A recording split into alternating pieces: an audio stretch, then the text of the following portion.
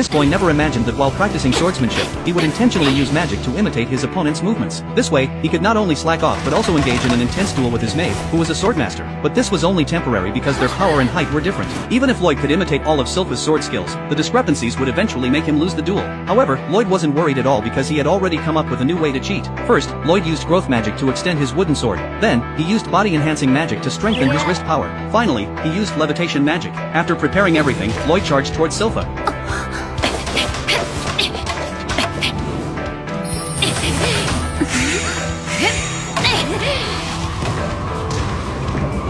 Just as Lloyd had expected, with the support of 4 types of magic, this battle lasted longer than before. But to truly defeat Silpha, he would need more than just strength, he would need intelligence. Lloyd then thought of a plan, to instantly cancel the mirror image's actions, and then attack Silpha when she was unprepared. Lloyd began to execute his plan.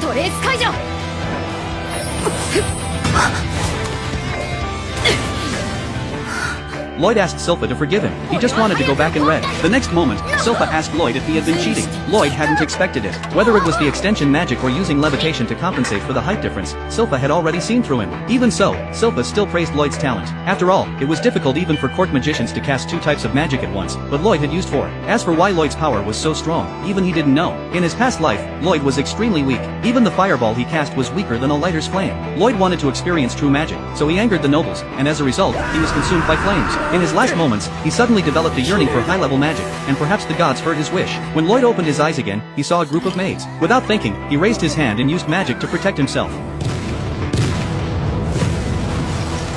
Lloyd was reborn as the 7th prince of the kingdom. The most absurd part was that when he was born, he already knew how to read, and he especially hated drinking milk. The nobles thought Lloyd was the reincarnation of the founder of magic. Although Lloyd heard about this as he grew up, he didn't care much because there were more exciting things waiting for him, like the mysterious magic books in the palace. Just as Lloyd was about to read, Silpha, standing beside him, snatched the book away. As Lloyd's swordsmanship teacher, Silpha didn't allow Lloyd to skip his lessons. So, they went to the training grounds to begin practice. While Lloyd was taking a bath, one of the maids told him about the forbidden library, where powerful demons were said to be sealed. Lloyd, who loved magic, found this fascinating. That night, Lloyd used his invisibility skill to enter the forbidden library in the underground castle. Even the strongest protective barrier shattered the moment Lloyd raised his hand. Once inside the library, Lloyd was shocked by the sight in front of him. The library not only had a wide variety of books but also contained magical knowledge from every field. Lloyd immediately picked a book to read. Just then, an eerie magic book flew toward him. Inside the book was the demon sealed there. The demon offered Lloyd a large amount of gold to entice him into breaking the seal. However, Lloyd was very disappointed because he immediately saw that the gold was made of stone. It was not only low in purity but also had a loose internal structure. Seeing that Lloyd had seen through his ruse, the demon changed his offer. He would teach Lloyd ancient magic, which had been lost for ages. Lloyd was excited when he heard this and asked the demon if he was willing to teach him. The demon hadn't expected that Lloyd would believe him, and he had just casually